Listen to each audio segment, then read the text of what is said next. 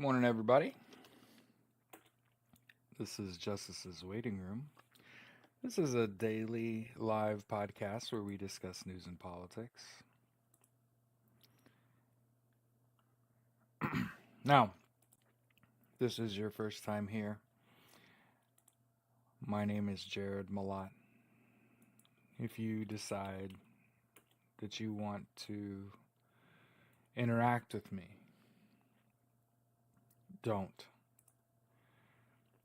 But here, you can follow me on the only social media site that I use and see that unlike most people, I'm not doom scrolling my way through the apocalypse.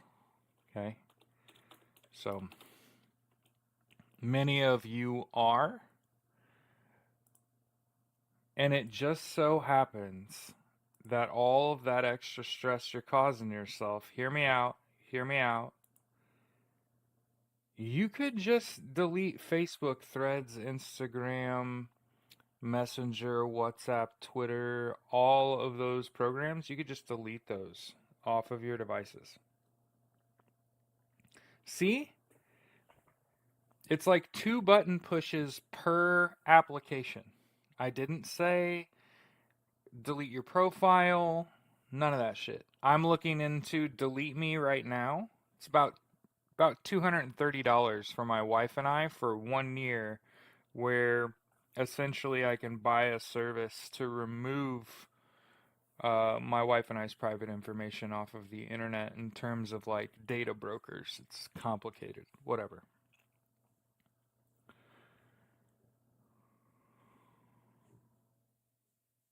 Delta Bravo.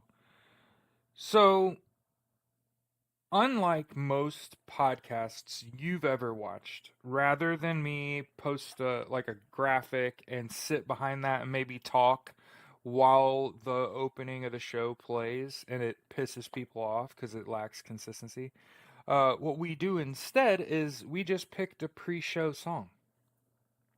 And I'm just going to post a link to that in the chat. And if you decide you don't want to listen to something I'm talking about, go listen to fucking War and come back or whatever. Okay? So, the opening song for this show every single day until we just decide it's not what we're doing anymore, Jared. Perfect.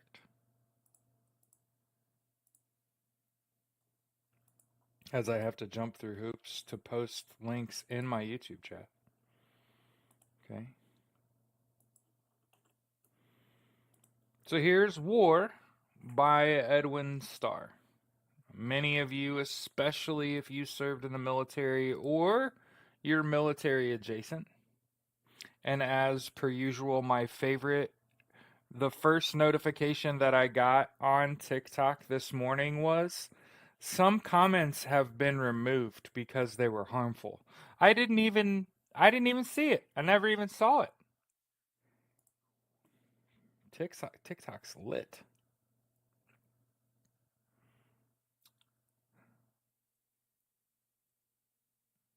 What is good for? Anyway, but yeah, if you have to follow me somewhere, here. There's my name. There's my blue sky. Okay? And a lot of people are like, "Jared, you got off of Twitter? Don't you have a degree in social media? Isn't that required viewing?" It was. It was. Twitter was required viewing. To be to be to be let's speak eloquently about what Twitter was. Okay? Uh Twitter was where it is at and where it was happening, and we failed at that. Like, we had something in my eyes that was fucking unstoppable, and that is communication. We still are, just are struggling, not reaching as wide an audience.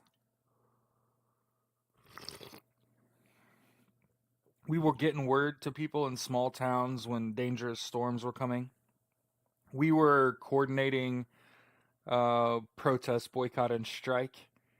And the wealthy powers that be decided that in order for them to complete their conquest for world domination, they had to take down the town square,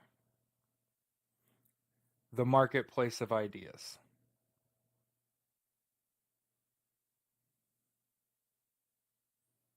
I just wanted to speak about what Twitter was. For several years, Twitter was the epicenter of everything that was happening. And the same people that are tanking Tesla stock, that are crashing our economy, ruined fucking Twitter. I just want to keep pointing this shit out. Nothing's going well. Like I've said before, the best part about these fascists is that they're actually not very intelligent. Elon Musk, Donald Trump, Vladimir Putin, not the brightest crowns in the fucking box. These people can be out thunk. Okay? Okay. So as I let war finish up in my brain, one of the ways I've chosen to engage in self-care, right? I get on here every day anytime I notice I got anybody watching me at all, and I'm talking about numbers, right? There's like 50 people in here, right? Anytime I catch myself with an audience, I say, "Hey, listen. You got to control what you can control." Okay? 8 hours of sleep a night, no questions asked. You probably need to take a nap too. Good morning, Hugo. You need to drink water. You need to eat right. And if you're going to do all that stuff, you might as well exercise. Stay ready and you don't have to get ready, right? And remember, one of the differences between me and everyone else that you'll ever see with a Marine Corps hat on that's a white cis male, hey, life is a running sport. Better yet, a run for your life sport. Better yet, a run until you can't sport. Or run until you get caught sport. So I know you could put a ball in someone's hand and ooh and ah people, but part of the reason I advocate for a healthy lifestyle is you never know when ICE is going to show up in your fucking neighborhood and you're going to speak out because you've been listening to my cocky ass sit in my office in my house in a white suburb and say I would speak out. I would say, what the fuck is ICE doing in my neighborhood? Okay?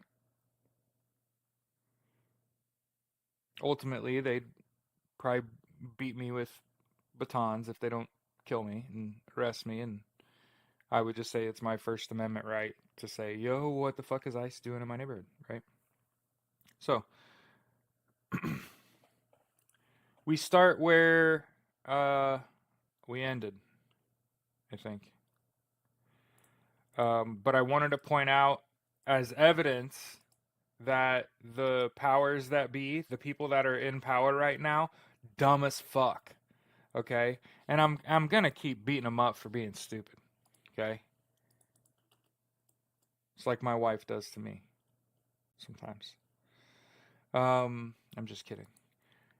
But Tulsi Gabbard tried to blame Signalgate on Joe Biden. Okay? I want to make sure, one of the first things we talk about this morning is how our enemies are stupid. Look at this shit. That's the that's the director of national intelligence suggesting that the Biden administration is to blame for Signalgate. So, you know how I sat here and said that the president and his secretary and their supreme leader are all stupid? They hired that person, okay? Okay, I'm glad the comments are catching up where they're like, wait a minute, Signalgate didn't happen during the Biden administration. How is this fucking Joe Biden's fault? Especially of all the people to blame, he doesn't even work there no more. I was wondering what was going on in chat. How is everybody like, how the fuck are they blaming Joe Biden? How the fuck could they blame Joe Biden? He's not there no more. Signalgate didn't happen when he was in office. Anyway, I just want to point out this is the people that are ruining your life. These dumb fucks. We're going to keep going. And that's, you know what? The theme of the show, I'm taking a fucking turn. Are you ready? For pointing out how asinine these idiots are. Just like, what? Over and over again. You idiots. God. Okay, let's keep, yeah. Oh, here. Oh, here. You fucking idiot. RFK Jr. Okay. Okay. RFK Jr. Congratulations, buddy. Everybody's getting fucking measles. Great job, man. Somebody said Colts disappoint me. I'm not really sure how to answer that. I don't work for them, but I'm here, I guess. We could talk about it. What do you mean? The person who says he knows more about everything than anyone says I don't know a lot. Yeah, they had a draft this weekend. They did pretty good. I think they got, before they picked a player, the Colts got better. Here, let me explain. This is a TV timeout for sports talk with someone in the chat.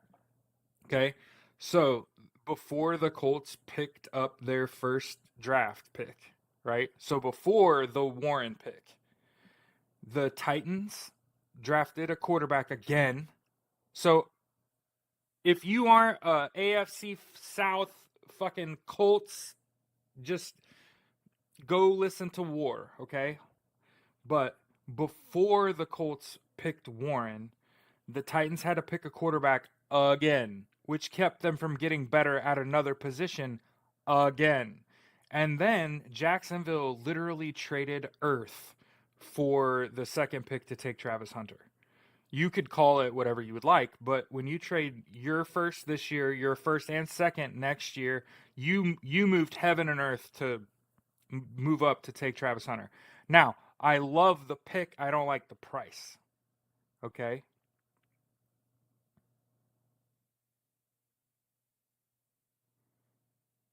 Love the pick. I love Travis Hunter to Jacksonville.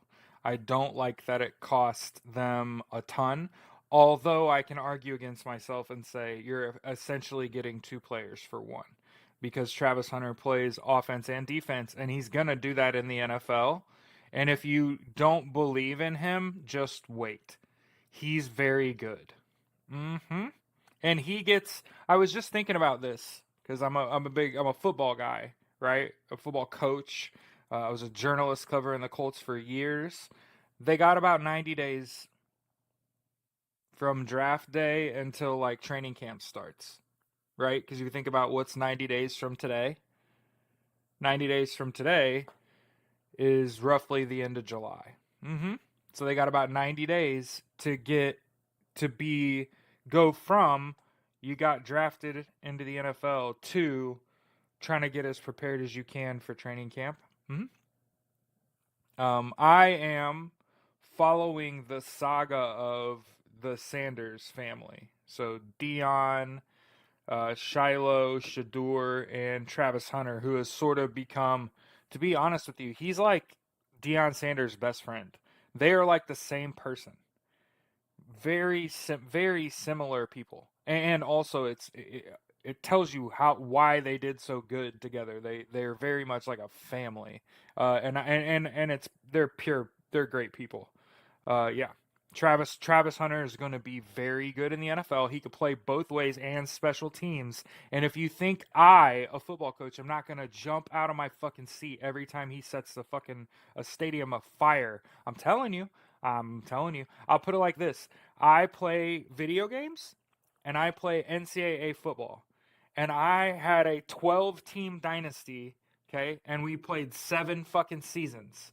I can still, in my mind's eye, see myself playing as Travis Hunter both sides of the ball. I won the Heisman with Travis Hunter. I'm not a wide receiver. I'm not a cornerback. None of those things. But he was modeled so well in that game that he literally did everything. Return kicks and punts, play corner, play wide receiver, and he was the best player on the field at all, doing all that stuff. I'm a fan. You could literally say I'm a Drake fan too, and people are like, oh, that's kind of. I'm a Drake fan. I was a Michael Jackson fan when I was a kid. I was a Michael Jordan fan. You know what I mean? I'm like, that's like all American stuff though, the right stuff, the good stuff. Good to go. But yeah, on Travis Hunter, Lookout World. That kid can really fucking play ball. And I also want to point out runner, by the way, real fast, and big. But anyway, RFK Jr.'s dumbass. Okay. RFK Jr.'s dumbass has everybody getting measles. Before that, we were talking about how Tulsi Gabbard's dumbass is telling people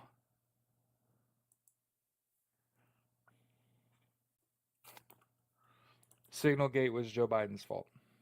Okay. And then, hey, here's what I'm going to do. Until there's a little bit of clarity as it refers to what the fuck is going on with R50501, I'm going to stop posting that shit because I don't want to get caught up distributing their content. And if a shred of what they said is true, I don't want to be affiliated with that. So I'm sure there's going to be people that are like, oh my God, why? But it's like, we could just share Protest Finder USA. Okay, yeah, Eliza asked what happened. So here's my perception of the events. On the path to this administration, a subreddit was created by two people, as far as I'm aware, who have yet to be named. Two people created R50501.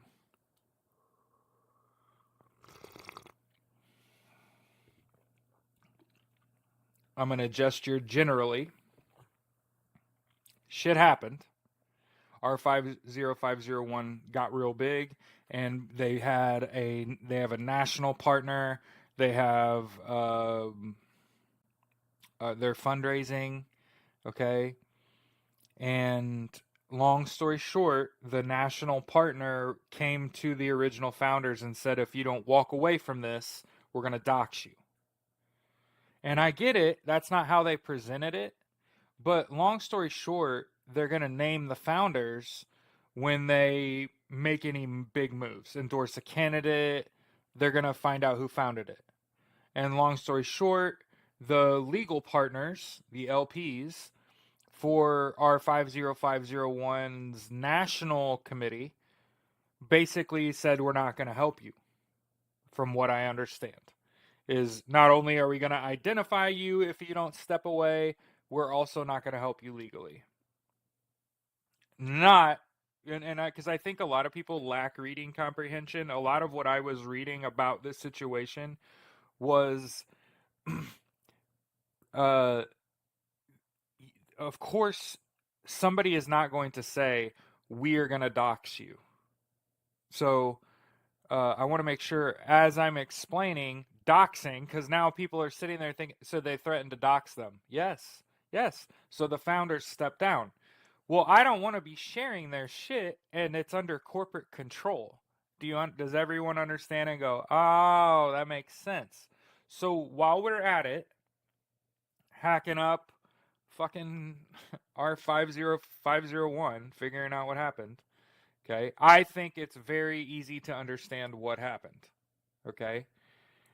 I was already kind of off R50501 because I felt like what they were trying to do was create an echo chamber, and what they did was collapse the tent in on itself. And so instead of being like a super lefty protest oriented boycott oriented, strike oriented machine that it was, purporting to be. What it sort of became was like Trump fanboys kind of camped it and kind of ruined the vibes.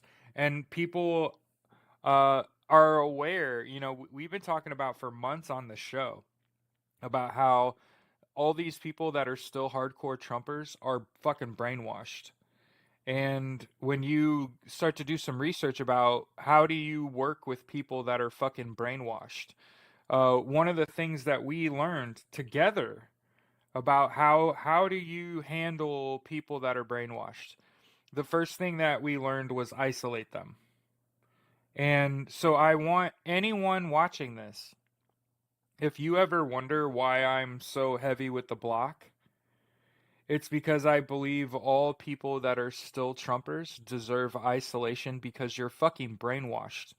And there is no other start to a cure for brainwashing that isn't you being fucking isolated. So,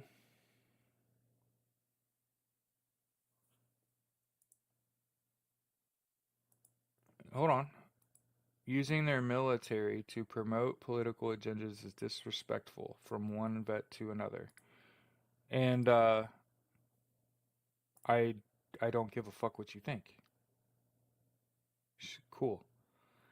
I was in the military. I have a mouth. These are two separate events happening at the same time. I know that in your little wormhole head, yeah, hate Trumpers, it's a bit extreme. Cool story. Cool story. That's how we got here. I hope when you go to the grocery store and the shelves are empty next week that you remember this engagement right here. A little extreme. They deported a 2-year-old, a 4-year-old, and a 7-year-old unaccompanied. So me saying anyone still supporting Donald Trump is brainwashed, and the best way to handle someone that's brainwashed is to isolate them and then make them feel the weight of their decisions, and then ultimately hope that they develop a sense of empathy after, all the things that they voted for happen. Mhm. Mhm. And I want all of the things that Trumpers voted for to happen to them first.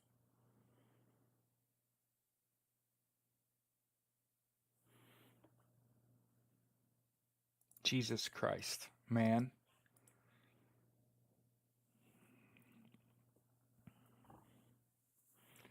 And of course, I can't say with 100% confidence that the President of the United States is not going to try to use the U.S. military to. They're not. And for the record, let me back up and start with this. So if you're talking about, yeah, Eliza, I agree. So that's what I've decided to do with my platform. If with my show that is largely talking about news and politics, for the record, so for any of you that are listening or watching and it's like your first time and it's a Sunday morning, I am talking about the very things that all these other people are too coward to talk about. And I'll look you in the fucking eye and say it too. There's nothing wrong with what we're doing, but there's a whole lot of people that are too fucking coward to talk about it. They're afraid to lose their platform. My entire platform is talking about it, is doing the hard thing. Talking about how my family, my coworkers, okay, fucking brainwashed.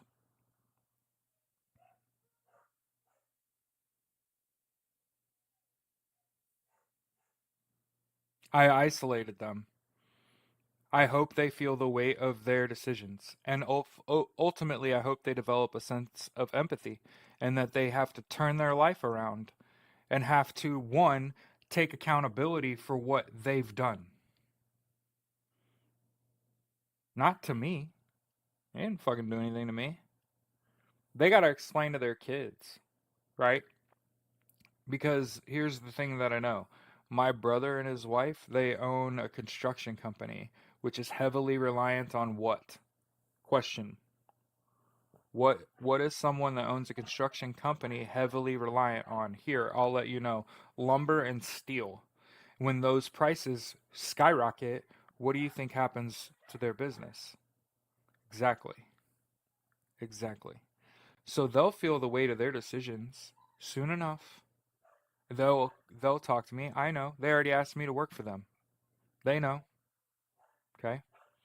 And somebody says immigrants, and they always do. And since I've got an audience, and you have the audacity to make this about people that aren't even from here, I want to point out that you are an immigrant, most likely.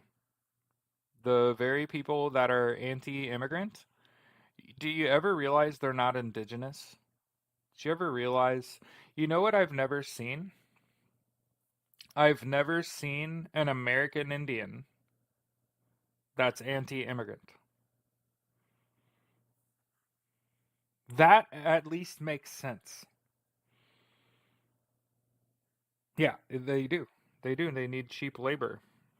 Okay. That's how we got here.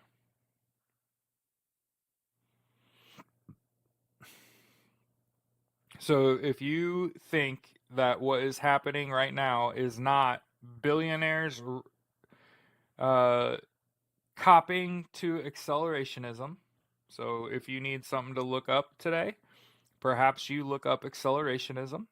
Perhaps you look up the fourth industrial revolution. Okay. Schizophrenic necromancer said, exactly, I'm indigenous and I'm for human rights. And so my question would be, since you're indigenous, you have a lot of indigenous family members. Do you have anyone that's actually also indigenous that is like, fuck all these immigrants? Especially like an old pipe smoking American Indian, you know, them old guys.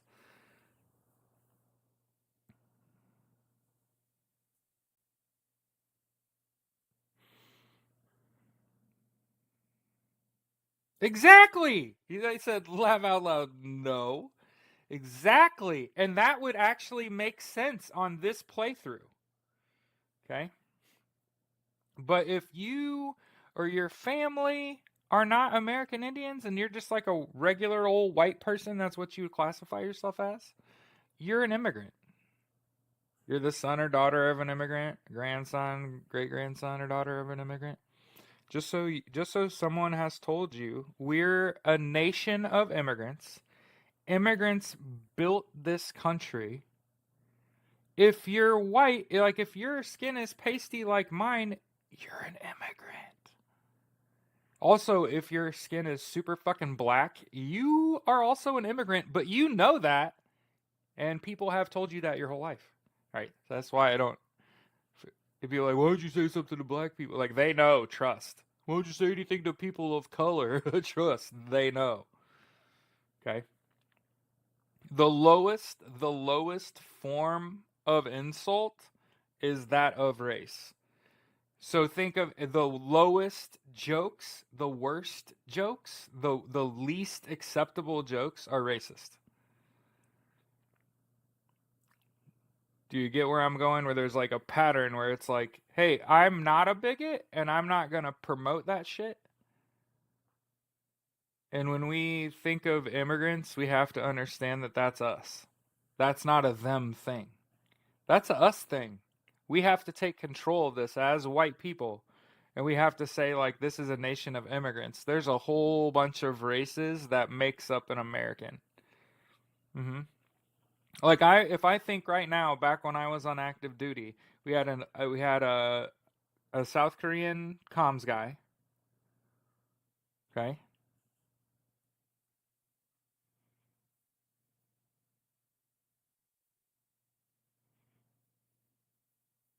I had an 0311 that I went to AIT with that went to the same unit, just a different company.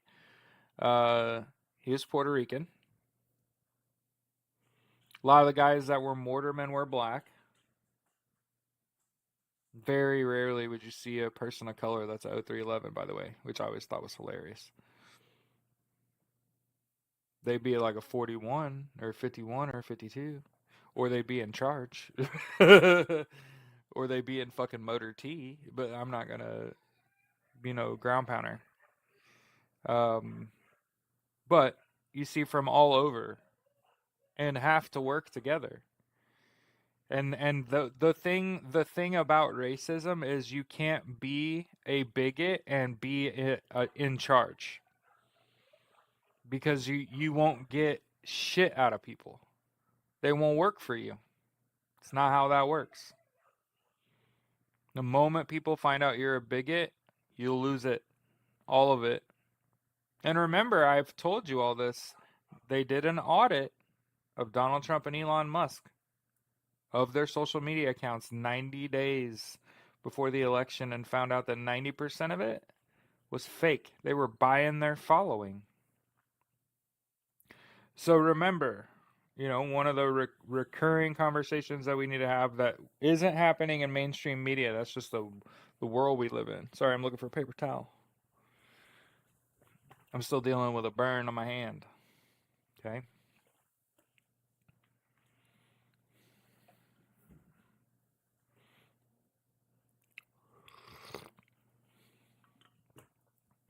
Well, the thing about it is, if you look at the population of the United States, okay, and then you break it down by white and non-white, why would you ever say anything about like social safety nets? We make up white people make up the majority of the population.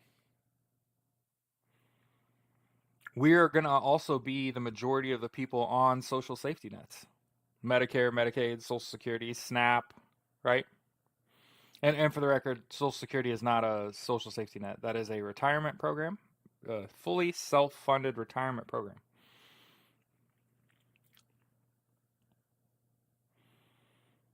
Well, remember, S&M, we had this conversation a little while ago.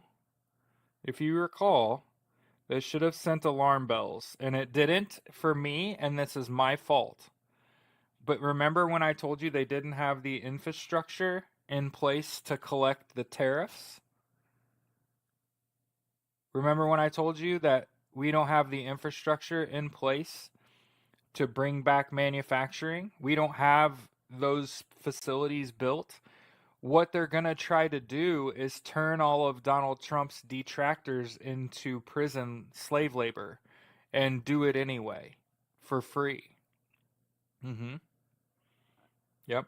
So you got to be careful about how you respond to what is being done.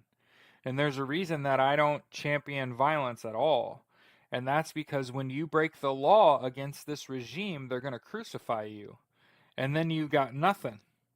And that's the reason why I've said the way you fight these people, they're trying to outsource prison to Salvador. Right. Right. Knowing that they're not going to get enough funding in the United States to go through with their plan. They're going to have to go with a trusted partner, someone that will, for the record, open CCOT and let you put a few hundred people in it, right?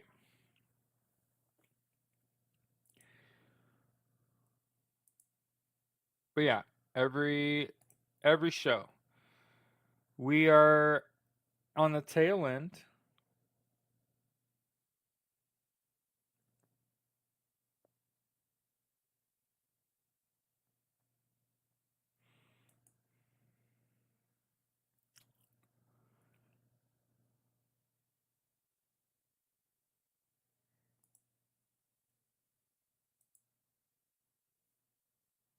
That's how you want to go out, huh?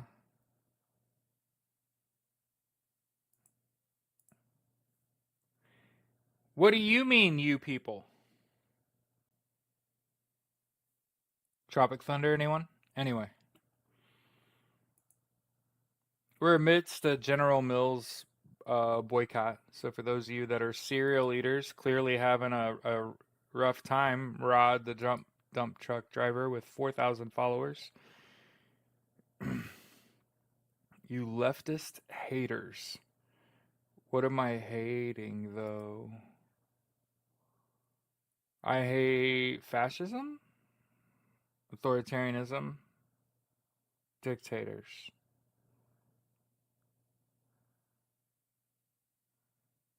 I'm not a fan of people that destroy everything they touch. I'm not a fan of things like capitalism. This destroys everything it touches. I wanted to point this out. Censored speech. Oh, you gotta understand. If I'm in a conversation with someone and they say something fucking insane, I'm allowed to exit the conversation. And the best way to do that is to block and move the fuck on with my life. I am not required to like allow you to remain in my presence when it's been clearly established that you're off your rocker. See, it used to be called institutionalization, where when someone showed you that they're batshit crazy, you could just call a phone number and say, "Yeah, the neighbor's lighting fireworks and trying to insert them anally." You know what I mean? Like that kind of stuff. You used to be able to just have people fucking institutionalized if they were losing their shit. Now I just block the fuck out of you and let y'all go sit in a corner and talk. Why don't one of y'all get enough followers to go live? Right? Okay. But yeah, capitalism destroys everything it touches. Donald Trump has failed at everything he's ever done. Fuck, look at what Elon Musk is doing. In fact, look at all those rich motherfuckers that stood inside um, the atrium and watched the inauguration. All those rich motherfuckers have how much money they've lost, right? They've lost. There's a reason I got on here every day and I tell everybody to hey, shoot for the stars. Whatever goals you have in life, get your ass in gear and go get that shit. You know why? No matter what you accomplish in this life, you can't fail. You are not capable of failing to the degree that Donald Trump, Elon Musk, all those billionaires that stood right there and watched that man get inaugurated have lost their fucking asshole. This shows me that Tammy, have you any idea about the socialist economic theory? It talks about tax, interest, and rent being derivative of your labor. I'm not saying go army, but I love you. Okay? Look at this shit. It's like watching somebody's last two brain cells have a pissing contest and fizzle out in my comment section. Like, none of what you said makes sense, and I'm dumber for having read it.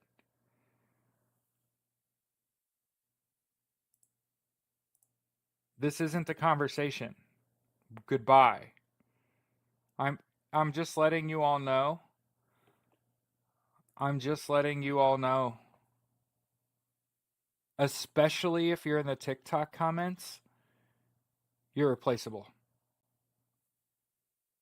Don't don't come in my comment. I can't say go. I can't say that. I can say go army as long as you're not playing navy.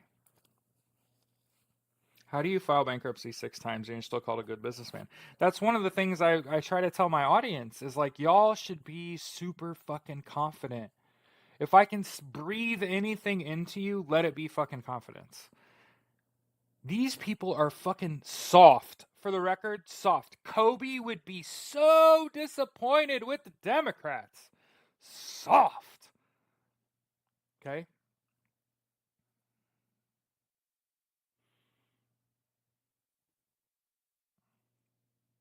That was a good joke.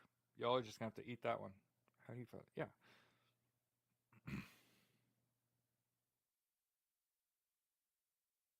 Yeah, Ruby. So that's one of the things about exactly one of the things about people that I've learned is that there are two kinds of people.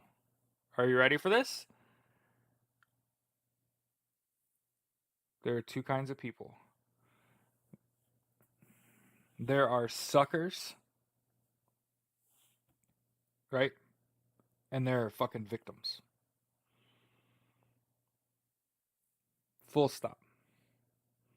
There are fucking full blown suckers that fall for fucking everything, And then there are people that are the victim of whatever the fuck dumbass decision that sucker made, right? And in my opinion, you got a lot of people in positions of power in this country, and that's a lot of alliteration. It wasn't intentional. You got a lot of people in a position of power in this country that are fucking suckers, and we are the victims. And the thing about it is, I've sat here for months and said it's not enough that every elected Republican took money from Russia. It's not enough.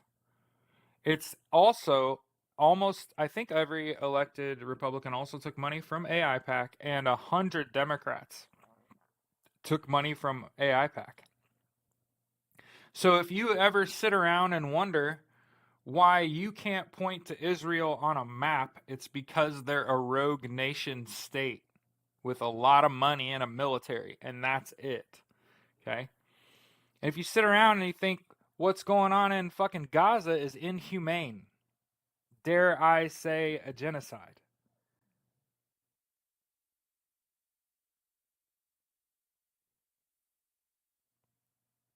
Similarly, in Ukraine,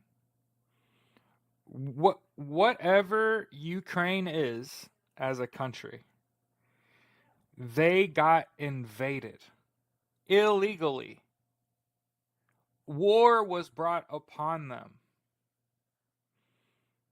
Aurelius, it's even worse. There's what's called the Blue Dog Caucus, which consists of 54 Democrats, elected Democrats right now, that vote conservatively. So these are people that are too stupid to be just a vote with everybody else Democrat and too smart to be a Republican. Hmm. Just enough brain cells to be like, I'm not a Republican, but I'll vote like one. And remember that all these people, except for a few, can be bought and sold. So if you have enough money, you can sway the opinion of any of these people. They can be fucking moved.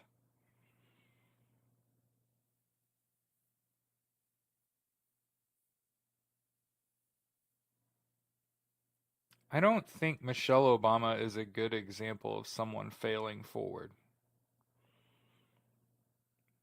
I don't think that's the person.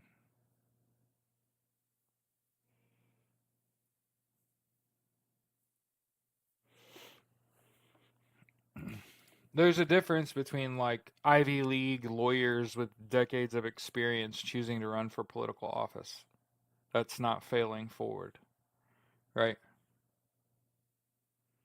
Whereas, I mean, there's a reason I have founded the American Socialist Party, and I'm just moving slowly so as to not draw attention when I establish a bank account, get an ITN, and am able to actually do the thing, which is fundraise. And what's the best way to fundraise, you ask? Well, I have a daily live podcast where for the first 90 minutes of people's day, I could be sitting here with just a permalink. Go donate to the American Socialist Party. And then what I want to do is I want to have like art contest, and I want people to choose our logos and stuff. And like we have a preliminary one that's going to get made into the actual party. Well, here's the thing. Half of all people are stupid, and the other half are even stupider. So what I do every day is I just explain the definition of socialism so that even dumb people can figure it out. Hmm. Yep, Egyptian cobra that's red, white, and blue, and have a little gold on it because that's I like gold. Um, it's actually not.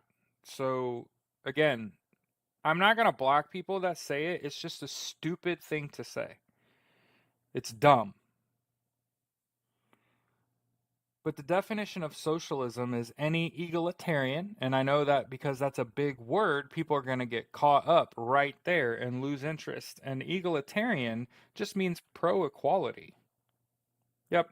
So socialism is any pro equality movement, whether it is a social movement, a political movement, or an economic movement. You could substitute movement for theory if you'd like.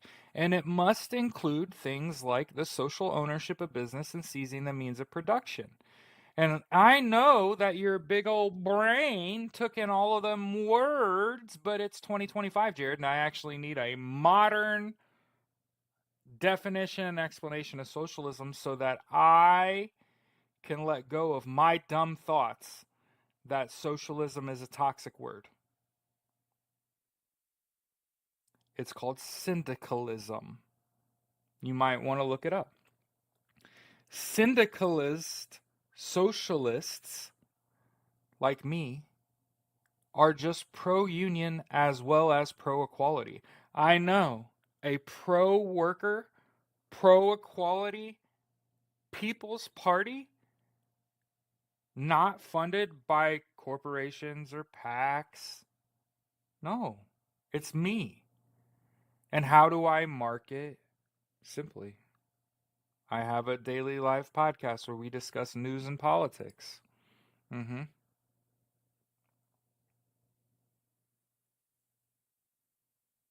Okay. So I understand the very small portion of my audience that thinks that socialism's a dirty word. Okay. Socialism is why we have a 40-hour work week, why you have breaks and lunches, why you have insurance, why there's health care for veterans, why there's health care for poor people like Medicare and Medicaid. That's all socialist as fuck. That self-funded retirement where all your money goes into a pool of money and you draw from it when you retire, that's socialist as fuck. That volunteer fire department, socialist. Firefighters, period, socialist. And ultimately, I'm for universal healthcare, education, income, and housing. Mm-hmm. And the U.S. has already run programs on all of those things, and said all of those things work. It would also save you oodles of American dollars a month. And again, what they keep doing is they're like, yeah, but there's this study of a psychology class in which the professor said, I don't feel like doing all the grading for the class, so I'm just going to give everybody a 95. I just need all 30 of you to vote that everybody gets a 95. And more than half the kids voted against everybody getting a 95 because there were some kids that thought they could do better, and other kids didn't want other kids to do better than to have the thought that they were on the evil. I outwork them. I'm smarter than them. I want to demonstrate that, right? So understand that using a single study to what the fuck? That I mean that's all the time you got, right? And that's what you chose to do with it. Okay? So understand that you're sitting on my show in my chat with someone who not only can define socialism, can tell you what flavor of socialist I am. I'm a syndicalist socialist. And when you look at five major world powers, all five have a socialist workers party. Mhm. So the American Socialist Party, it's less wordy than the ones in the other countries. You lost them with these multiple syllable words. I know. I know. I've said for a long time, socialism is fucked because of egalitarianism, right? And not because egalitarianism is bad. It's because people are stupid. And the other half of all people are stupid. The other half are even stupider, just like George Carlin said. Rest in fucking peace, George Carlin. Okay?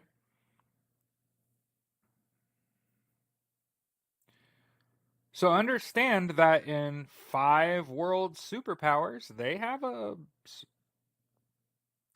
So being a pro-union party is a labor party. I don't agree with that. It's about policy, which is what wins elections. If you just have better policy, you just win. If your message is, "Hey, I'm the best person for the job, and also here's my policies. I want everyone to have universal healthcare, education, income, and housing. I'm pro equality. It means I won't be voting against measures that protect the LGBTQIA plus community. The Legibitiqua, by the way. Well, given that I already founded the party, we're talking about the name. It's called the American Socialist Party, or ASP, ASP, or Aspis, which is Latin for snake, and most specifically the Egyptian cobra.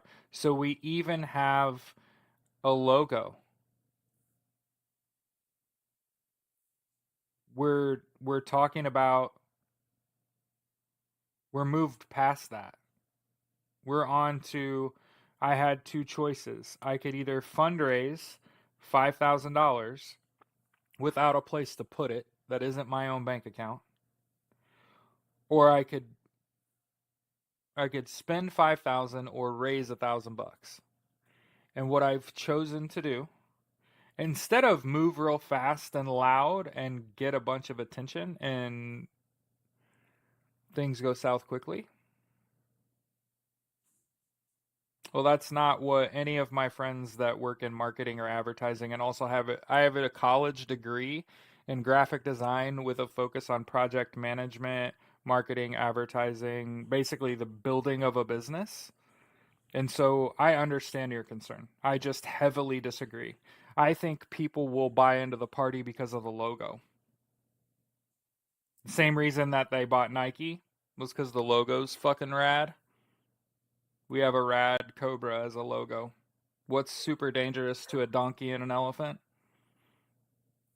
An Egyptian cobra. Actually, they can get fucking massive. Yeah. We just have to decide, do you want the powers that be to build international prisons and stick all of their political opponents in them and force them into slave labor to complete the mission to Mars? Or do you want universal health care, education, income, and housing? Because you can have one, but you can't have both. It's called socialism. Oh my God, I guess I'm just going to Mars. That's what I hear. It's like, no, no, no, no, no, no. Yep. And understand there's only like 600 seats in government, and I think that there aren't 600, the 600 best candidates are not running for the job. And so what you need in small and local government is you need people that are socialists, that are going to look out for all of us. And here's the thing though. There's a way to do it and a way not to do it, okay? So you have to understand, I'm not running for office. So I'm not running a campaign. Nope. Maybe one day down the road someone says, "Hey man, I think you'd be a great president. I'm going to nominate you." That'd be fucking rad. But I don't have a degree in political science. I haven't passed the LSAT. I'm not a fucking lawyer. You got that Fetterman look. Yeah, here's the thing though. I will get a degree in political science. Okay. So basically, where I am in my education is that I can pivot into any major and I go straight into capstone courses. Okay. And so I'll probably get a degree in political science. That kind of makes sense as like the founder of a political party. Mhm. I think that's sort of a low bar. So absolutely not the answer, right?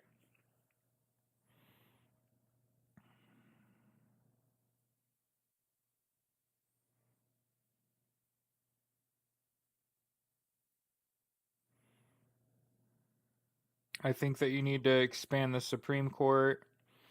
I think you need to develop a code of ethics that the Supreme Court will pass, that they'll hold themselves to.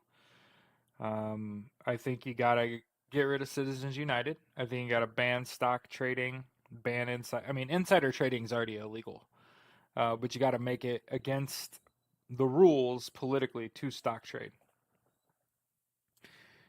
And something to remember about Bernie Sanders is that he didn't he have a stroke?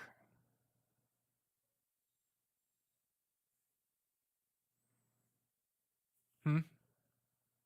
You might know. Isn't that how do you feel about unrealized gains in taxes? Everyone I know is fucking broke. So get some. You know what I mean? Like, what do you mean unrealized gains? Like, do I have hard opinions about other people's money? No.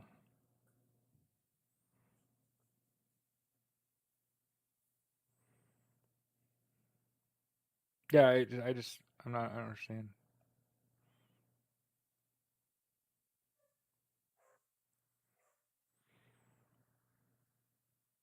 Hmm.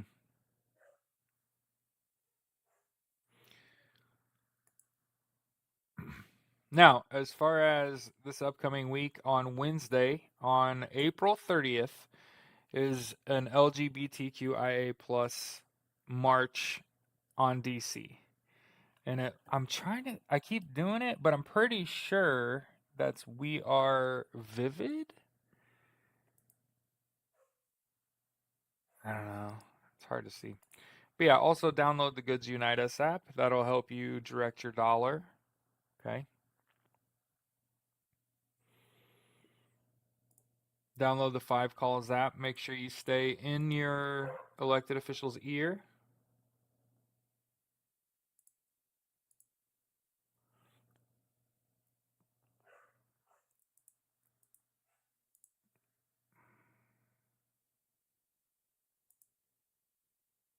Is it livid? They can be livid. I would be livid if I was a member of the Legibitiqua.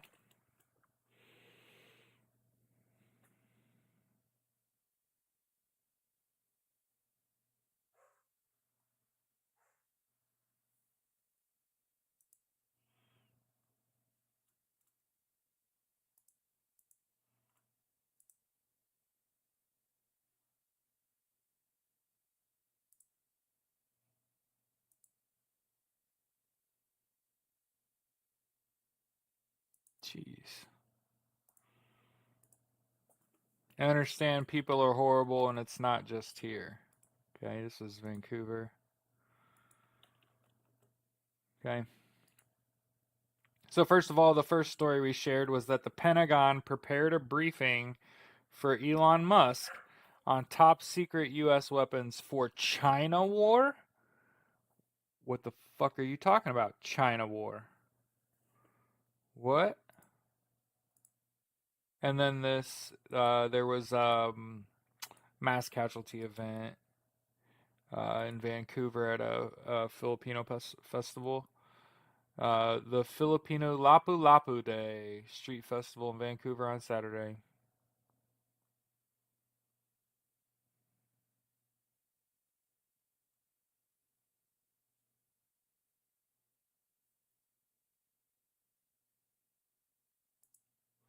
The driver was held on the scene until the police arrived.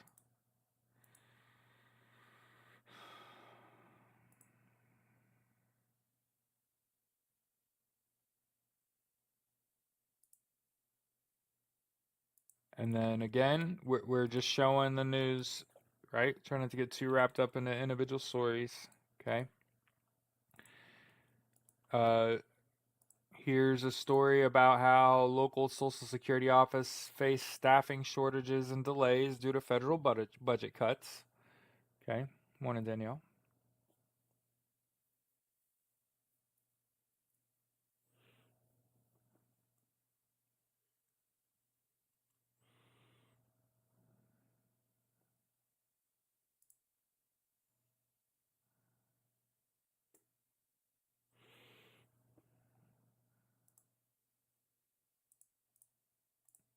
Yo, it's fucking crazy arresting the spouse of a service member for, over an expired visa. Imagine getting put in handcuffs over paperwork, bro.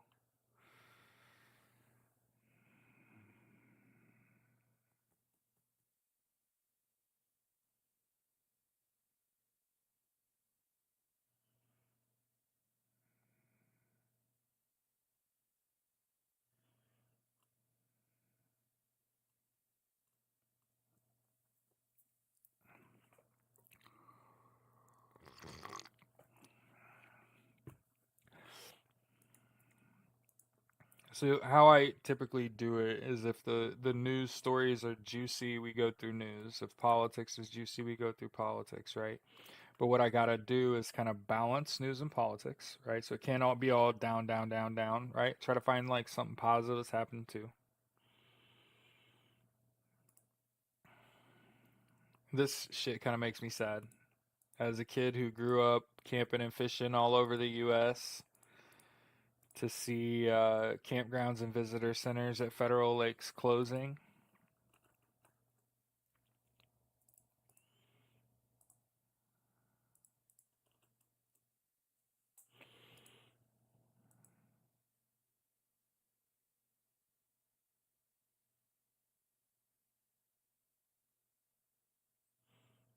Oh, if anybody ever says anything about Doge, right? Doge claims it saved us 160 billion, but it cost 135. So understand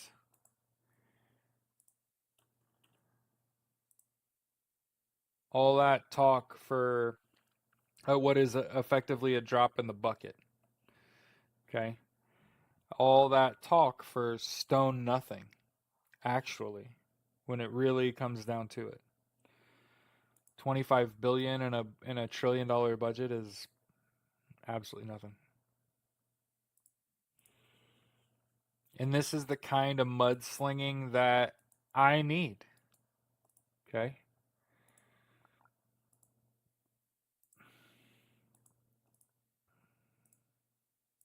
I need ex Pete Hegseth aides to come out and claim that he's doing that booga sugar. Okay? I can't figure out why someone would be in my comments saying Doge, Doge, Doge.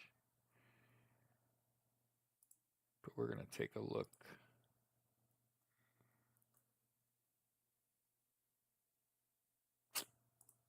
I'm good, actually.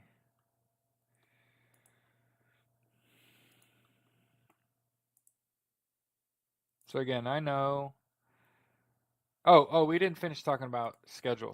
So Wednesday of this week is the LGBTQIA plus march in DC. I'm also guessing that's nationwide. And then, hey, on Monday, May 1st, are the May Day protests and strikes. You can go to generalstrikeus.com and maydaymovementusa.org. And then remember that every Saturday is a Tesla takedown. So every Saturday, if there's a Tesla dealership near you, feel free to protest. Okay?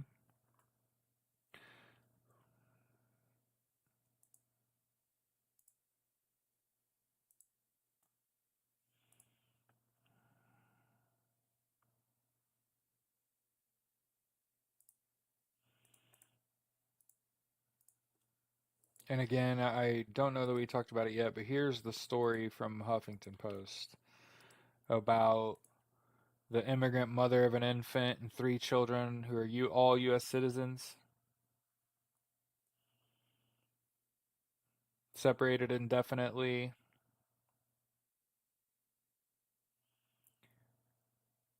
Cuban-born mother of a 1-year-old, separating them indefinitely, and 3 children aged 2, 4, and 7 who are U.S. citizens, along with their Honduran-born mothers.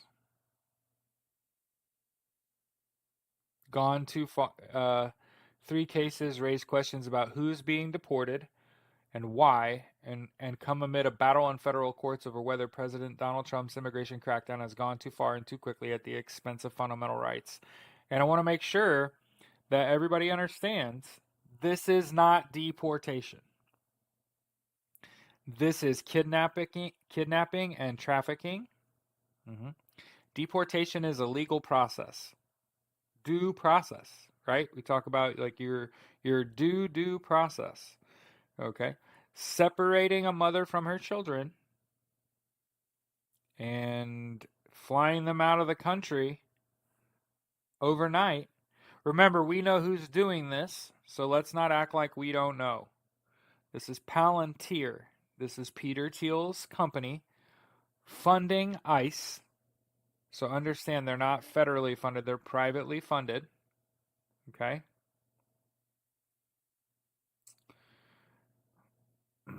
And that's what they'll use to silence you. So I would suggest not doing that. Okay? And understand what ultimately is going to happen, in my opinion, okay, is either the international community is going to, and when I say the international, like law enforcement community, is going to come after Trump. Because remember, he had around 300 people kidnapped and trafficked to a foreign country, the ICC, yeah, under the Alien Enemies Act. Okay, but what happens when you do that, class? What happens when you declare the Alien Enemies Act? It puts us in a wartime status. Mm-hmm.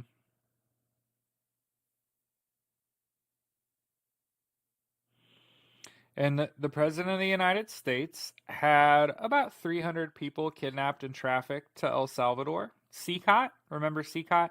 CCOT's not fucking open. That's not like a staffed prison. It's not like they're getting 3 meals a day. It's not even like there's electricity there. Okay? And then El Salvador is using those people as pawns with Venezuela. They're trying to trade Venezuela, these people who we don't even know who all these people are. These could all just be Venezuelan Americans and could all be American citizens. We know about some of them, right? We know about Merwin Gutierrez. We know about Kilmar Abrego Garcia. Andre is the hairdresser. The yeah. Okay. There are more.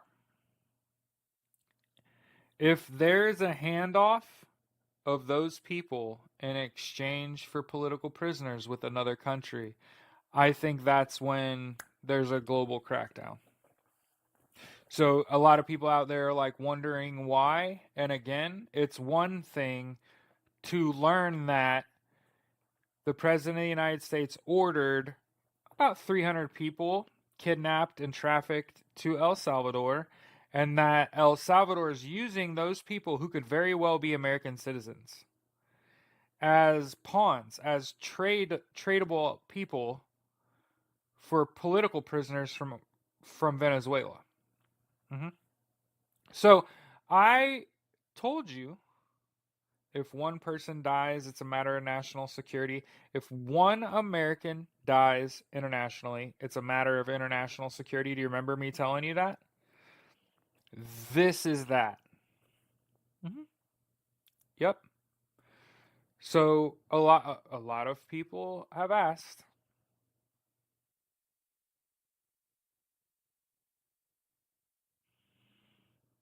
in these kids that they deported, what's particularly troubling is that one of them had cancer, a rare kind of cancer too.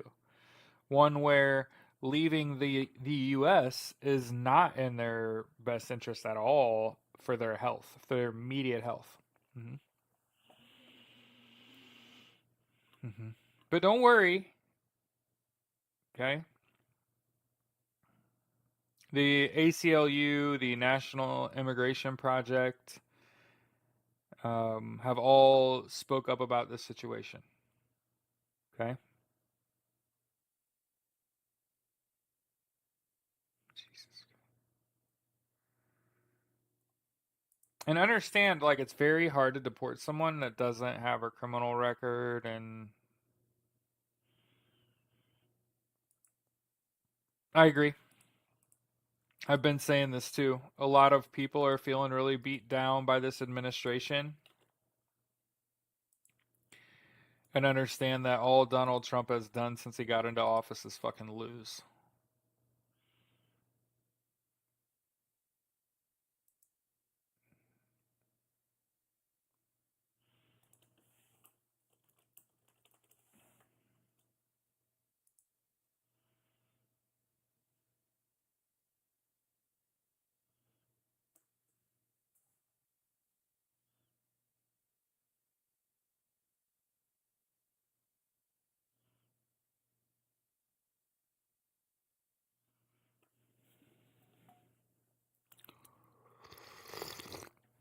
Mm-hmm. Yep. Protest, boycott, and strike. Right? Hit these motherfuckers in the wallet. It's the only language they speak. Okay? And organize. Right? There's a reason that I came out as soon as the election hit and we saw the Democrats voting to confirm Donald Trump's cabinet without giving stump speeches trying to prevent these idiots from getting into office. And they didn't. They got out of the way. They voted with them. Klobuchar, right? Sat between them. And their silence makes me think one of two things. It gives me a sense of false hope where I think they're being quiet because the hammer is going to drop one day, right? But the farther we get away from what happened, the more I think they're scared. They're trying to stay out of the limelight. They also don't want to be anything associated with this administration. And I want to sew it all up by saying this, okay? I am never going to try to scare my audience. I'm never going to try to scare my audience. But I'm starting to catch a whiff that other countries are preparing for war with the United States.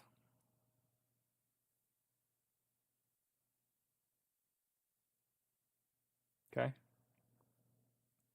Now, until different channels, people I trust more, come out and talk about it, that's all I'll say. We'll not line up a bunch of sources. We're not going to go looking for it. Okay? And then someone says, oh, David Hogg. Okay? I don't know about Civil War. I don't know about Civil War. I think that the US is in shell shock, and what's much more likely is either an invasion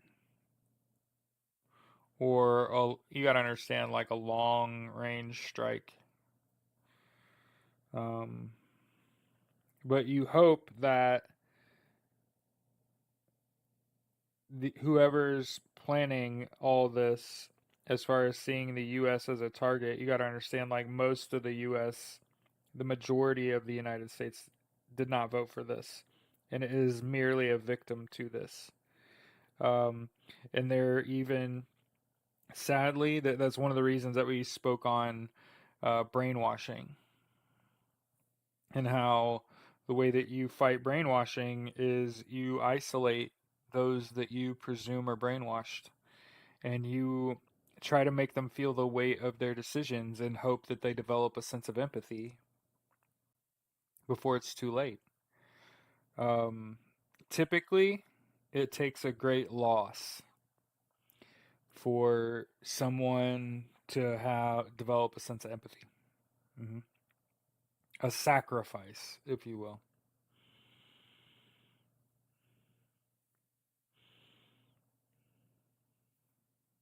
But yeah.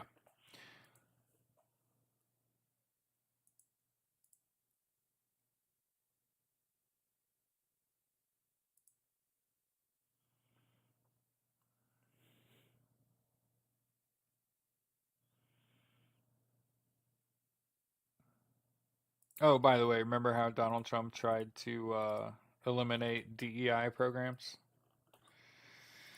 Yeah, that got cracked. That got shut down. Yeah. So I think um,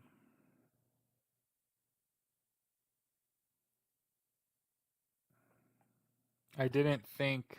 Oh, I didn't have Red Dawn on my. Is it Red Dawn?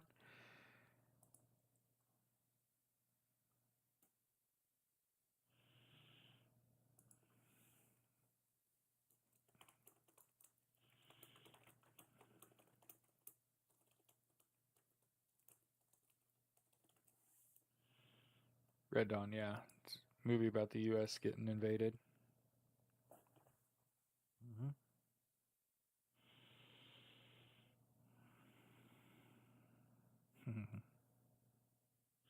Wolverines.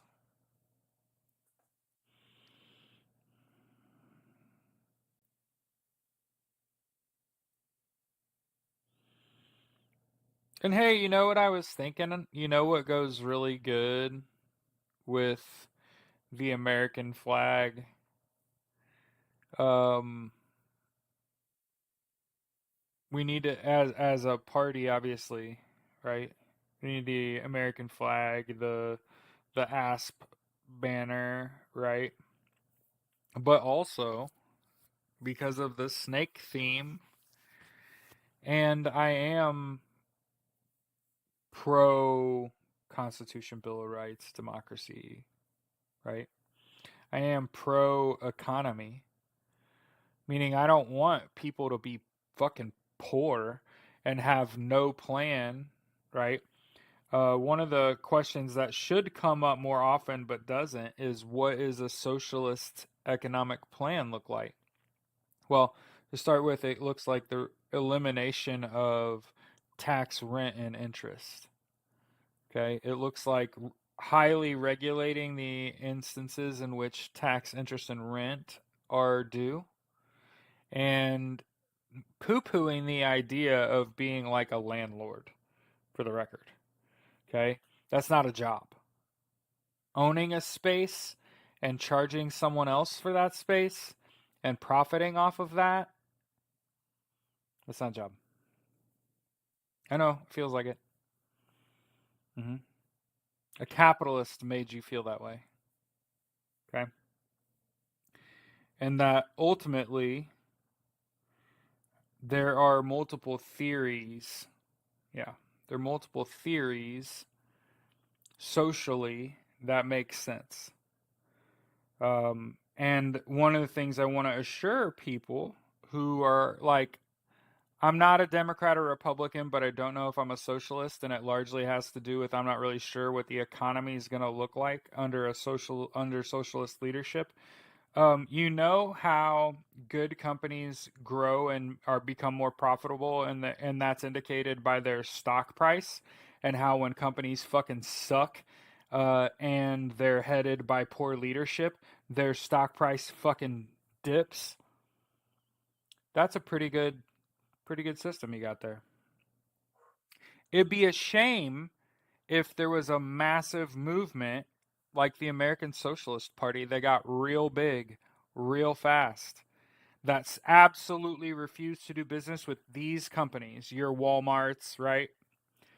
Your McDonald's, whatever. U-Haul. I'm trying to think of the companies that were originally on our fuck you list.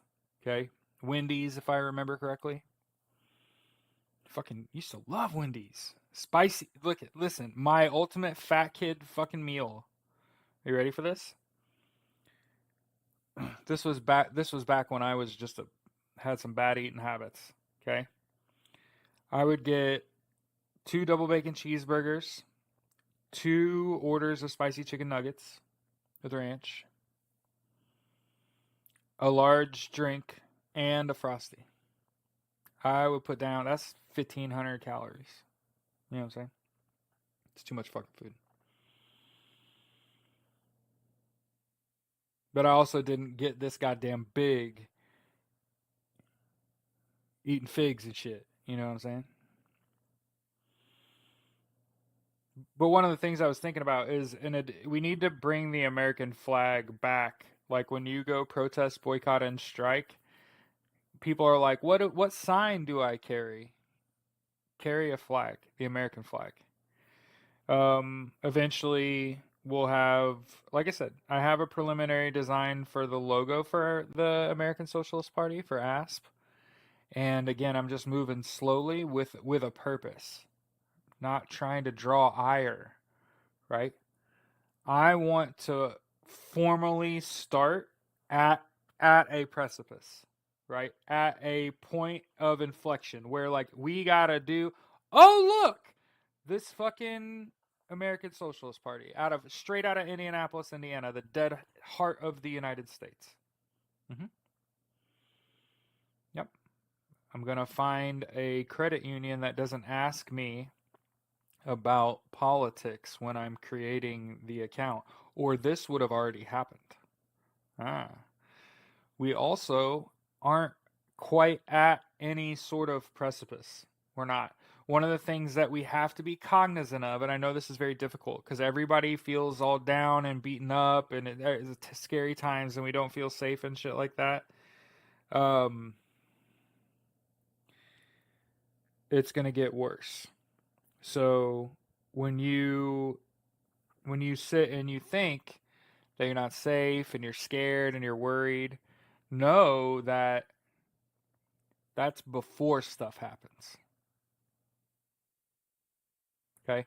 So that precipice, that acme, right? That top we're looking for.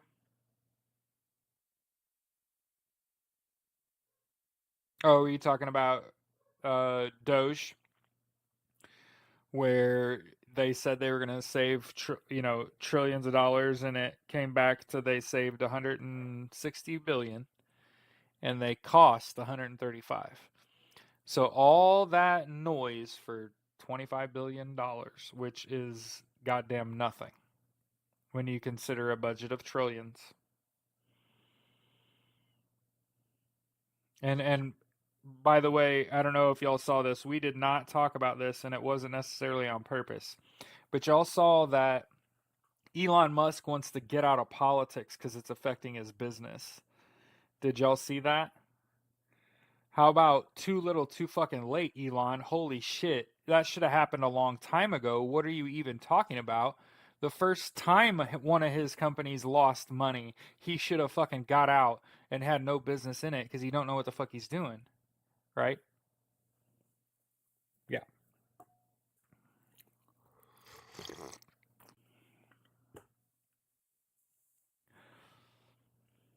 Remember, protest on Wednesday for our LGBTQIA plus friends, the LGBTQA.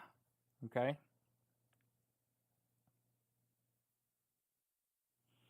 On Wednesday in DC, slash, I'm willing to bet where you stand is good enough. Okay. And then May 1st. I did not say Monday, May 1st, ma'am. No, I did not. I said Wednesday is the LGBTQIA plus protest in DC. I imagine, without even looking, that that is a nationwide protest. Without even looking, okay? Because I know that's the next question. If not DC, then question mark.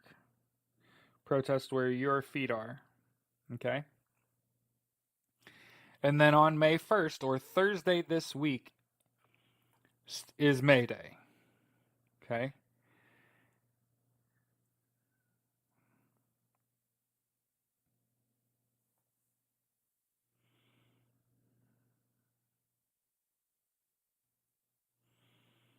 And understand that this regime is going to continue this fuckery, okay?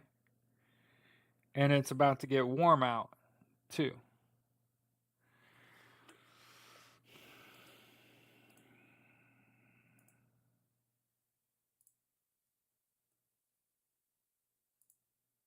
It's about to be hot outside. And yes, I know that his appointment can only be 130 days, yeah. So, Remember, protest Wednesday and Thursday this week if you got it. Okay.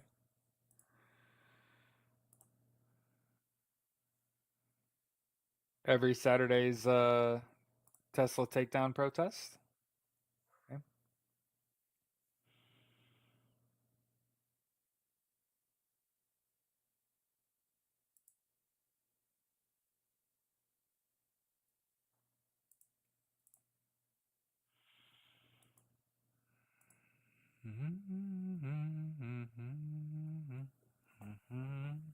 Yeah, you know who I worry about, Ange? I worry about that whole generation of people that decided they wanted to live in their cars, that are riding around in the desert in the southwest part of the United States, to make content and shit. And it's like, hey man, one thing they didn't tell y'all about is that you can be outside in Arizona and it be 110 degrees. In the next 3 to 5 years, though, that 110 is going to turn into 120 plus.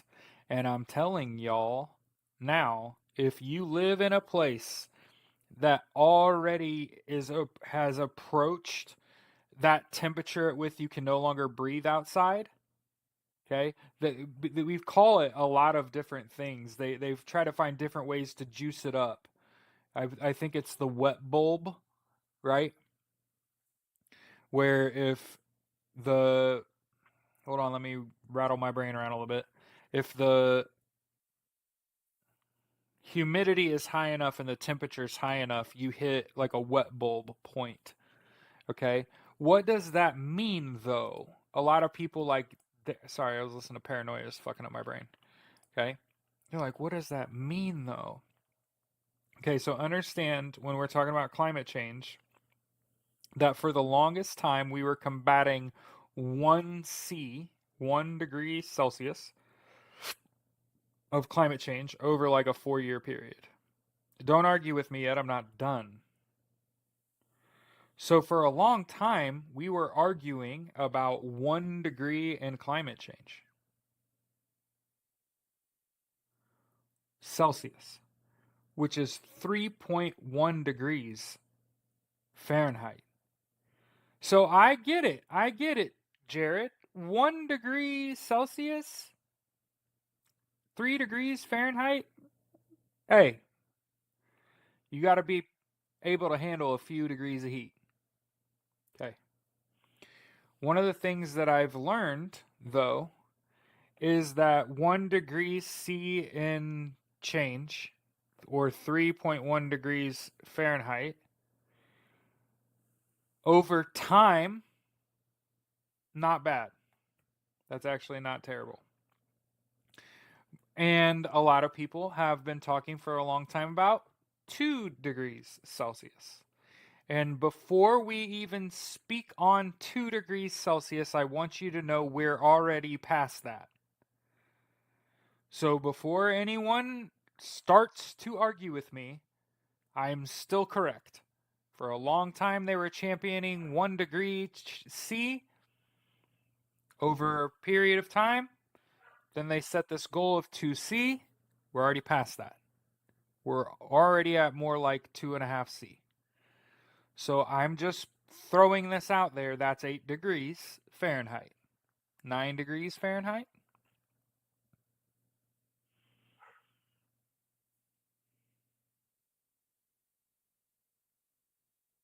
There are places in the United States. I'll say it like this. When my wife and I were in Las Vegas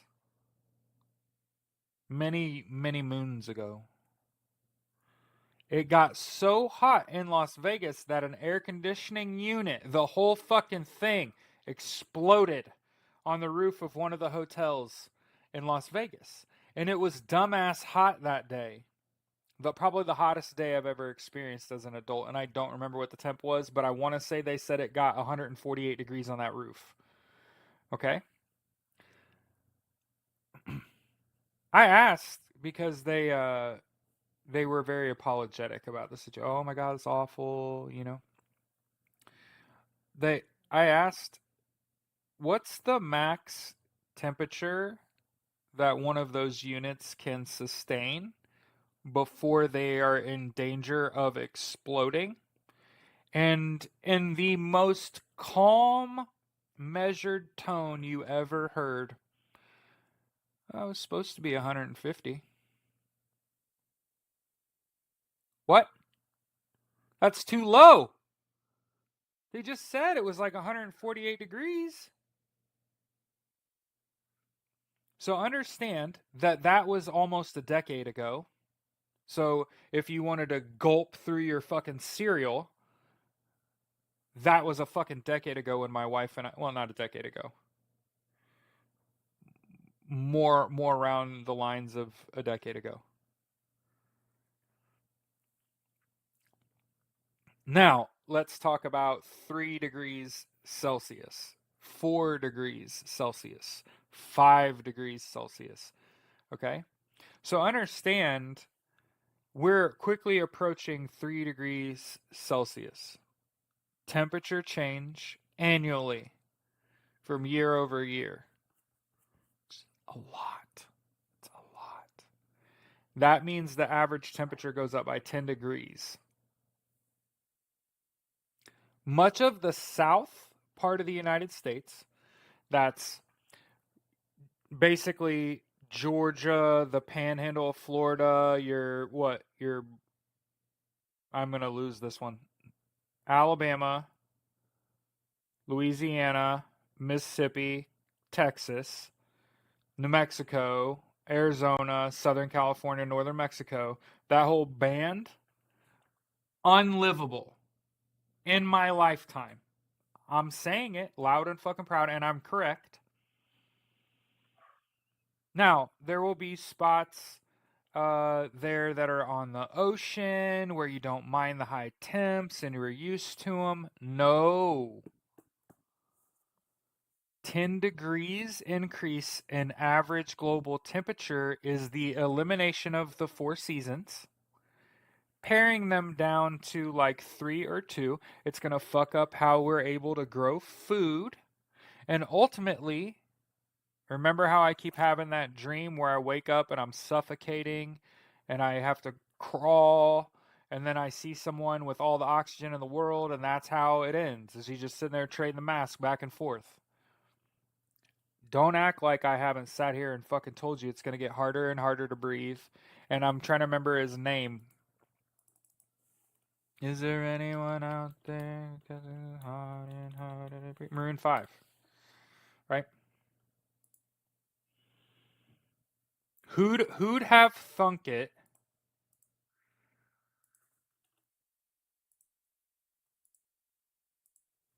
Who'd have thunk it?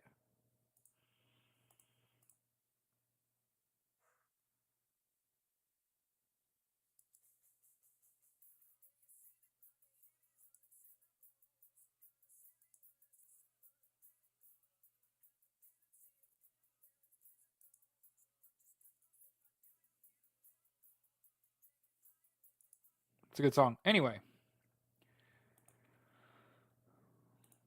we are at the end of the show, and remember, through all of this, no matter what is going on in the world around you, you have to control what you can control. There's a reason that every time I recognize that there's an amount of people watching me, I revert to, hey, try to live a healthy lifestyle. Try to control what you can control, right? 8 hours of sleep a night, take a nap. You probably need a nap, okay? Drink water, eat right, and exercise. And remember that I told you that life is a running sport, okay? You may not like hearing that right now, but one day you'll be like, I get why he said that.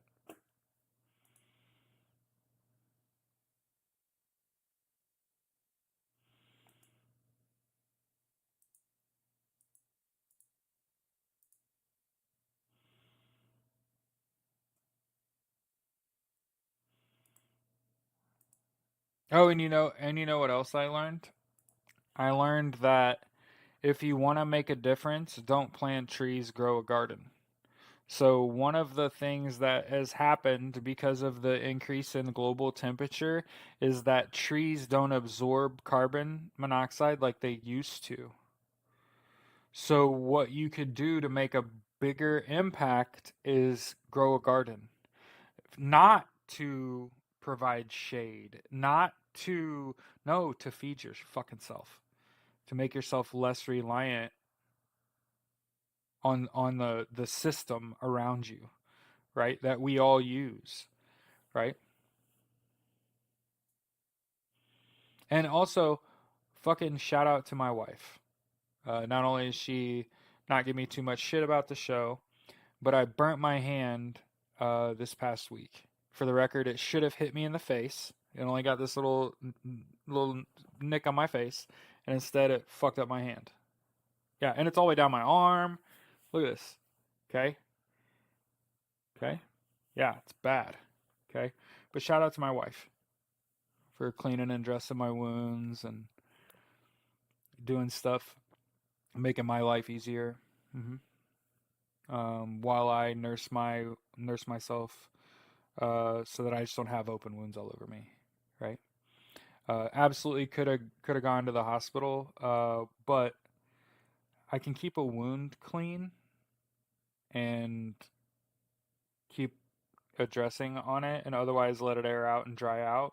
And that's what's happening. That's what I was doing while we were sitting here talking. Is like I'm a picker, so this is not good. I'm trying not to. Okay.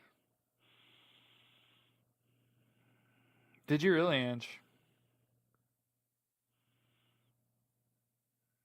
Exactly, Squint. That's one of the things I realized how fucked up my brain was when it initially happened to me. Keep in mind this was a defensive wound. Uh, the I saw it coming in slow motion where it was like the oil in the pan. I was making hamburger. The oil in the pan was at the back of the pan, and when I flipped a hamburger, and for some reason I had the pan tilted. And when I set the burger down, having flipped it, all the oil in the back of the pan came up to the front, and the burger curled, and it fell back down. I watched it in slow fucking motion, like it was like a movie. I was like, "What is about to happen?" And I just saw this squirt of fucking hot oil, and it was coming right at my face. And I did the only thing I could think to do, which was that, and caught it with the back of my hand. So it was olive oil. And what's crazy about this story? Sorry, I get a little emotional. I'm just kidding. Um, what's crazy about this story is that I had turned it down. I had actually turned it down because the surface got too hot and it was burning the burger too fast. And I had turned it down and walked away for a minute and came back for a good 2.5 minutes. I let it without anything on it, just let it cool down a little bit. Because when olive oil gets hot, it spits. And so it's great to cook in. Olive oil is fucking awesome. Yeah, it could have been so. I One of the things that because my brain is broken. As soon as it happened, obviously I was like, "Oh fuck, I burnt myself." But immediately I stuck it under cold water under the sink, and was like, "You idiot." You know what I mean? Like, how could I fucking have prevented this? I couldn't have. I could have just taken it to the fucking face. Um, yeah. Oh, for sure, it could have been worse. So, but it hurt for all of 1 second, 1.0 seconds, and then it was under cold water, and it didn't hurt when I put it under cold water. And for the record, I am not a fucking doctor. I'm not a burn manager. None of that shit. But if it hadn't stopped hurting so goddamn bad when I put it under water, I probably would have gone to the hospital. Like if cold water didn't immediately make it feel a zillion times better, I'd have gotten my car, drove my half conscious ass to a fucking hospital. But because I put it under cold water, and now, for the record, I know you can't see it, it just looks like a fucking wound. Now it's healing. There's not an infection. There's you know what I mean? I have to dab it because it definitely the blisters exploded. So it got fucking hot. It's the hottest any part of my body's ever been. Okay. And it immediately made me think of my old man. So I don't know if I've ever told y'all this story, but I'm going to tell you this story and then we're going to go. Okay. For the record, my mother has been telling me my entire life that if there was any man that she knows is going to hell, it's my dad. Okay? And that is evidenced by, and you think I'm joking, but in 2017, okay, in 2017, my dad was involved with my brother's business. Again, making long story short. And my brother owns a construction company, right? And so after a day's work, my dad, who offered his vehicle to help, his truck, emptied out the bed of his pickup truck in our burn pile. And again, I should have prefaced this story with my brother and my dad are fucking firebugs. Fire is like their thing, right? I imagine my brother has a fire 200 nights a year, okay? He's a fucking firebug, okay? So is my old man. So my dad had dumped the bed of a pickup truck into a burn pile and drove the fuck off. And my brothers walked by it and saw what was in the burn pile and called my old man and said, "Come get this plastic bag full of empty, like mosquito repellent and paint. And there's aerosol cans in plastic bags in this burn pile. Come get this shit out of this burn pile. It's not what it's for." And my dad, dumbass, decided to kill two birds with one stone. And not only was he going to clean up the burn pile, but he was going to go ahead and burn the trash. That's right.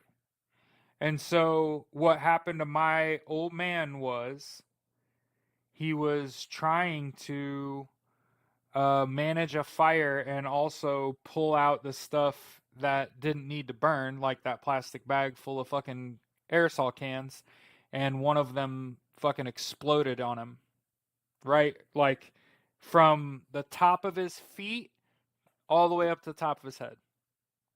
My brother said, "I saw dad completely on fire." Mm-hmm.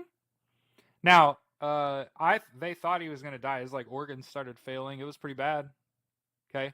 And this was when the last big break in our family happened where I was just like, I can't be in a room with any of these fucking people anymore. My dad having suffered like horrific fucking burns. Like I have some blisters on my hand. Like I got some blisters on three fingers and shit. Uh my dad's burns were so bad that it looked like open wounds all up and down his body. And when I got to him in the hospital and I asked him how are you feeling? Holy shit, you got to be doped the fuck up so you can't feel none of this, right? He said it feels like I'm still on fire. And I just want to point out that my mom had said that man was going to go to hell my whole life. That's what kind of person he was.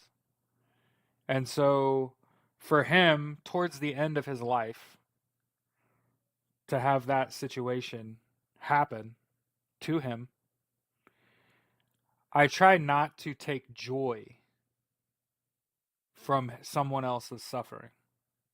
So I found myself empathetic when I was in that hospital room with my old man having suffered fucking full body burns. I saw him in agony.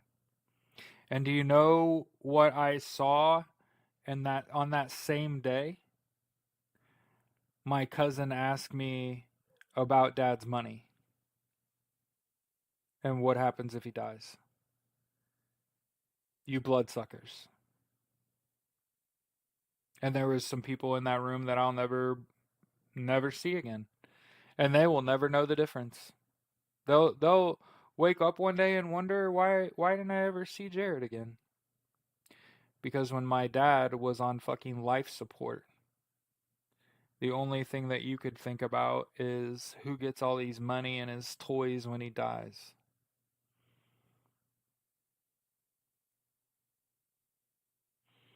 The answer to that is my brother and I can assure you that I don't want it. So I'm going to go a long way with whatever there is for me. hmm And I've long said I want to be somebody before whatever happens when that person perishes happens. I want to be on my way, right? You don't want, everybody wants to be self made, right? I don't know about you. I don't know about what you want for you, but I want to be self made. I don't want anyone to have helped me out of poverty. I want to have worked my way out of poverty.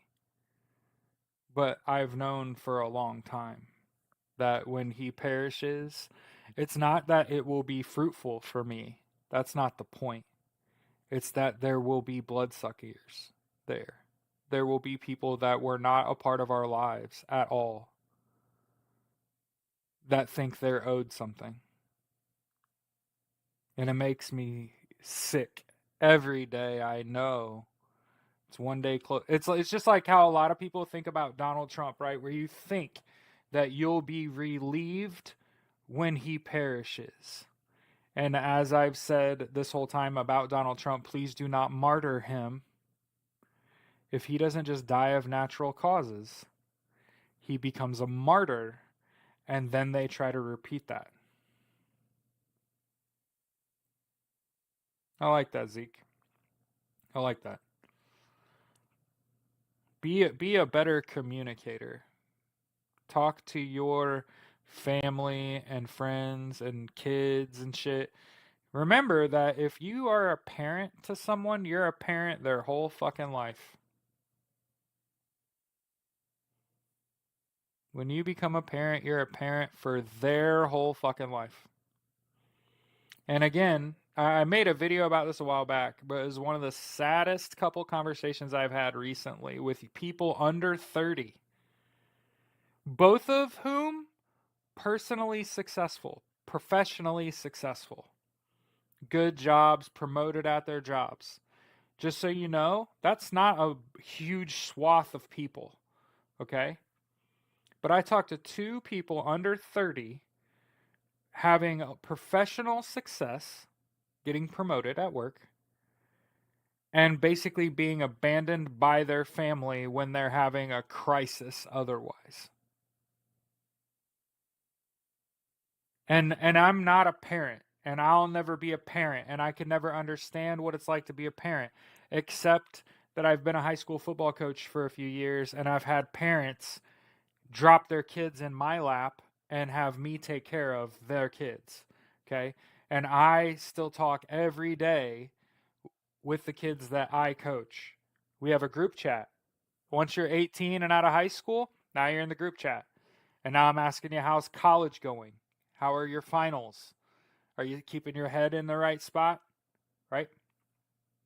So, no, I'm not a parent, but I have a great deal of empathy. Mm-hmm. And I see the problems. And I try to be the fucking solution to the problem. Okay? And so, for those of you that are here every day, I appreciate you. I appreciate you being here. Okay? But that I'm here every day for a purpose and with a purpose to go through the news and share it with you. And so that you can have a conversation with especially like a white cis male that isn't a fucking bigot, right? So that you don't feel like every fucking white man you see is a danger to you, right? So that maybe you are able to just communicate with someone else a little better. Hopefully, I make you a little more confident. Hopefully, you picked up a little confidence. Like, my wife will tell you if there's anything that I am, it's like the cockiest motherfucker you ever met in your life. But the only problem is that other people are going to have is that almost every turn I'm able to back that the fuck up. Like every job I've ever had, I talk a lot of shit, and I'm also very good at that job. Mm-hmm. Mm-hmm. But as you get older, you realize it's about leaving a legacy of what happens when you die. And I don't have kids. And if I don't do something with the intent on leaving a legacy, I'll die. I live next door to a cemetery. Okay? I walk our dogs in that cemetery. Just so you know, they don't mourn you. The average person, they're not mourning you. They're not showing, you see all these videos on the internet of like parents taking their kids. Yeah.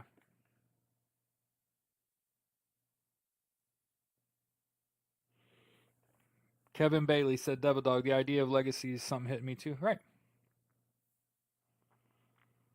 I started thinking about that, like watching other men behave like idiots, and I'm like, they have no legacy.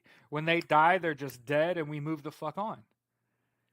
And I was like, God damn, I don't want to die like that. I don't want to die and be a blip on the radar, and there's absolutely nothing behind him. I'm gonna work as hard as I can, knowing that every day I wake up, my purpose for living is my battle buddy was murdered while I was on active duty, and he got punished for that, and they gave him an other than honorable discharge. And the only way I know how to get his discharge status changed, because it doesn't personally financially benefit me to pursue this, is just to be goddamn excellent otherwise and force the fucking Marine Corps to call me. And I know that you're probably sitting there thinking like, and there's no fucking way that'll ever happen, Devil Dog. Except you would be wrong. Just so you know. I know there's somebody on the other side of this thinking, man, he's climbing a tree that he'll never get to the top of. And you would be fucking incorrect. So to think that my showing up here every day, going through the fucking news with you, that's not a legacy. I'm not leaving that as my legacy. Oh no. I've already told my wife. I already did the thing. Now it's just about following through. I established the American Socialist Party. That will be the headlining accomplishment of my fucking life. I've already decided. And that, yeah, personally, professionally, I'd love to be an NFL head coach. Mm-hmm. And I would love to be an NFL head coach that's wildly progressive to the degree of having founded the American Socialist Party and saying, "Oh, I have no desire whatsoever to run for public office. What I do is I provide leadership to people that do." Because there are a lot of people that are prepared to be a political leader. They have a background in that. They have experience in that. They have relevant experience, right? One of the things, and you do, for the record, it's you. So I'm not so much sitting on my hands as you are, waiting to be chosen. I'm not going to pick anyone. Somebody's got to say, hey, I have run for political office or worked for a campaign before. I have an education. Let me look at your social media and see if you're a fucking bigot. Hey, we got ourselves a fucking candidate. You got to be better than the idiot that's in there. Okay? So that's what I want to do. I want to be the facilitator. That's why being the founder of the American Socialist Party, that's all I want. I already did that. I took life by the horns. Instead of asking for permission, I'll ask for forgiveness. Okay? Now it's about following through. And I'm going to do that shit too. Only costs $1,000. I'm just waiting until my money's good like that. Give me some time. Okay? That way I'm not putting any financial pressure on anyone else before I'm prepared. Right? Because that's what we would have been doing this whole time. Think about months of show where I'm begging for dollars. Nope. We don't grow like we have. Okay? So let's get out of here. We stuck around. It's Sunday. But I appreciate y'all being here every day, right? There's a good 40 of you. Okay? Absolutely. My favorite thing that my kids do is every now and then they say, "Can we talk to you on FaceTime?" And I'm like, yeah." And then they're like, "Oh my God, you're another human being that I know, that I care about." Like, yeah. What did you expect? They're like, "Oh, we thought you wouldn't want to be on FaceTime." I'm like, "Oh, well, that's too bad for whatever that was." But have a good Sunday. I'll catch y'all tomorrow morning, bright and fucking early. Oh, by the way, I don't know that I told you guys this. Let me. Okay, I know I keep saying I'm gonna go and I don't, but check this shit out. So not only to burn the fuck out of myself, right? Uh, Friday while I was at work, I was between calls, and my mouse and keyboard and headset all went out at the same time. And I got a notification on my work computer that there was a power surge to the USB ports. Now, that it's happened twice, so it happened before that, and I told my boss, once I miss a couple hours off the phone and they got to have somebody take over my computer and manually update it and get all of those USB ports back running, how many times are you going to let that happen before you just replace my fucking computer, right? So my fucking mouse and keyboard and headset blew out through the USB port. So like those things still work. But what I found out is my work computer is a PC that's like a sandwich. It's like this big. Like it's seriously like the size of a sandwich. And what I found out doing some research is they use this gel to hold the USB port in place and kind of glue the connector to the port. And I'm using words I don't even know what I'm talking about. And apparently, because of the shape, the USB ports at the front don't have as much of this like conductive gel as they should. And that when it gets real hot, they'll overheat. Well, because it's a small unit, all the components of the PC are real close together. And so the unit gets fucking hot and blows out. So they got to send me a new one. I keep in mind I was supposed to work yesterday, so I missed most of Friday. I missed yesterday. They might have to pay me because it was the second time it fucking happened, and I fucking told them. Like I told my boss when it happened, I wish you like I'm not trying to be an asshole. I just wish you were more like computer illiterate, because when I told you the first time that I had the USB ports had a power surge, hey, we got to replace the unit. It's the unit. It's not any of this other, the drivers and all that shit. It's not that shit. It's going to keep happening. And what happened? It happened again.